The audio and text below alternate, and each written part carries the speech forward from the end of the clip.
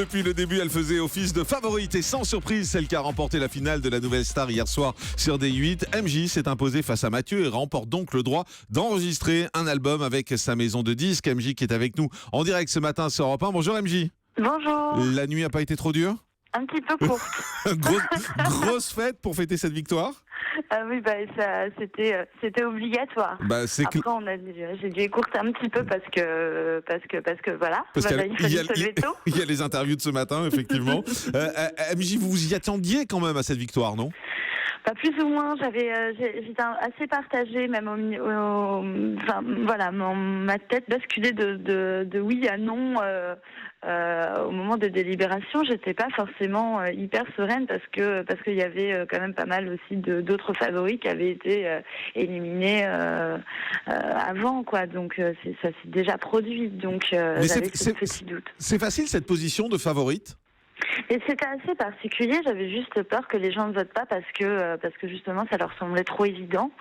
En l'occurrence ils ont joué le jeu, donc c'est génial, mais c'était assez particulier dans le sens où ça mettait un petit peu la pression, je sentais que le niveau était élevé et je voulais pas le baisser. Voilà, c'était surtout ça. Alors pour les gens qui ne vous connaissent pas, qui n'ont pas regardé la Nouvelle Star, je voudrais qu'on réécoute votre prestation. C'était le 22 janvier dernier. Pourquoi celle-là? Parce que je pense que c'est vraiment celle qui a marqué les esprits. Écoutez, enfin vous connaissez, mais en tout cas aux auditeurs d'écouter, c'était la chanson de Beyoncé, Crazy in Love.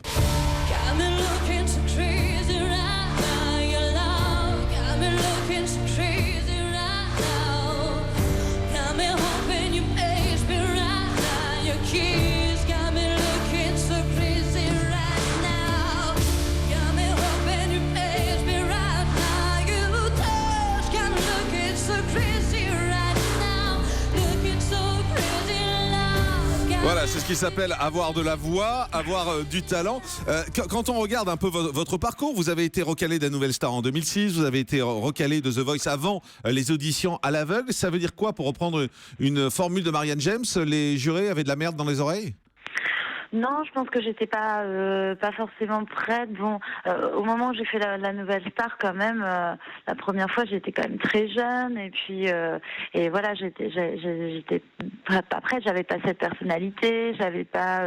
C'est un tout quand même. C'est pas uniquement vocal, je pense. Donc ça, c'était normal. Après, concernant The Voice, je pense que c'était peut-être une question de mauvaises chansons qui avaient été données à ce moment-là. Il y a beaucoup de choses qui rentrent en compte. Ouais.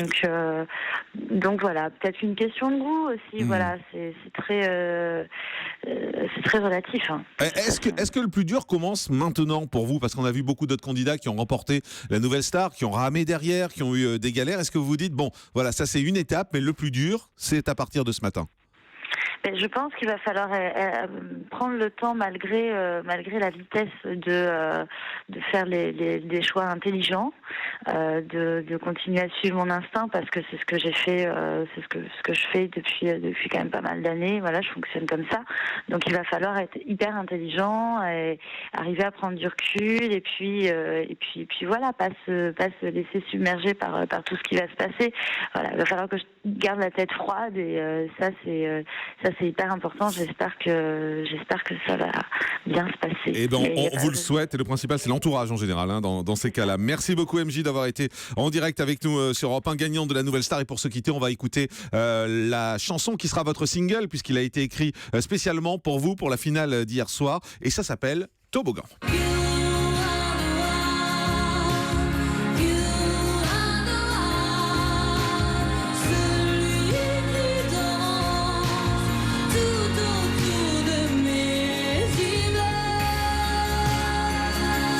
Voilà, Toboggan par MJ, gagnant de la Nouvelle Star hier soir sur D8. Merci MJ et bon courage.